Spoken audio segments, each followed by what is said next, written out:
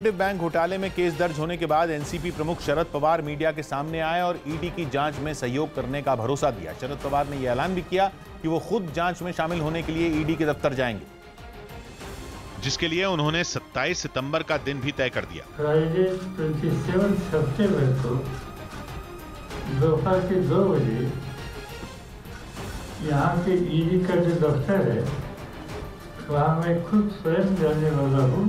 शरद पवार ने सहकारी बैंक घोटाले में नाम आने पर सफाई भी दी। आज तक मैं किसी कोऑपरेटिव या अन्य बैंकों के संचालक या उनका जो एडमिनिस्ट्रेटिव बोर्ड है इनका कभी सदस्य जीवन में नहीं रहा। 21 अक्टूबर को महाराष्ट्र में विधानसभा चुनाव के लिए वोटिंग। एनसीपी के अध्यक्ष और स्टार प्रचारक होने के नाते शरद पवार को आने वाले वक्त में राज्य भर के दौरे करने पड़ेंगे, लेकिन केस दर्ज होने की वजह से ईडी उन्हें पूछताछ के लिए तो बुला ही सकती है, उनकी गिरफ्तारी तक मुमकिन है।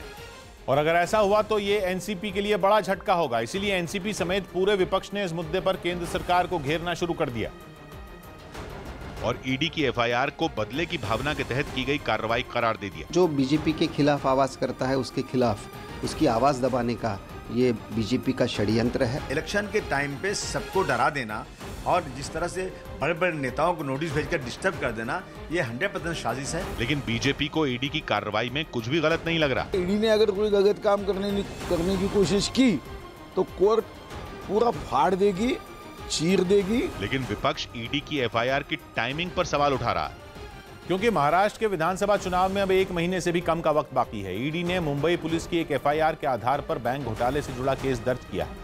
मुंबई पुलिस की एफआईआर के मुताबिक 1 जनवरी 2017 से 31 मार्च 2017 के बीच हुए इस घोटाले से 25,000 करोड़ का नुकसान हुआ। इस केस में शरद पवार के अलावा उनके भतीजे और महाराष्ट्र के पूर्व डिप्टी सीएम अजीत पवार का नाम भी शामिल है। महाराष्ट्र स्टेट कोऑपरेटिव बैंक के 70 पूर्व अधिकारियों का नाम भी इस केस में शामिल किया गया है। आरोपों के मुताबिक बैंक ने नियमों को ताक पर रखकर चीनी मिलों को बड़े पैमाने पर कर्ज दिए। जिस दौरान बैंक ने ये लोन चीनी मिलों को दिए, उस वक्त अजीत पवार कोऑपरेटिव बैंक के डायरेक्टर।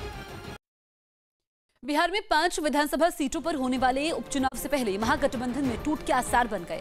नाथनगर विधानसभा सीट पर दावेदारी के मुद्दे पर आरजेडी और जितन राम मांझी की पार्टी हिंदुस्तानी आवाम मोर्चा सेक्युलर आमने सामने आ गई। और जितन राम मांझी ने नाथनगर सीट पर दावा पेश करते हुए अजय राय को अपनी पार्टी का उम्मीदवार बना दिया।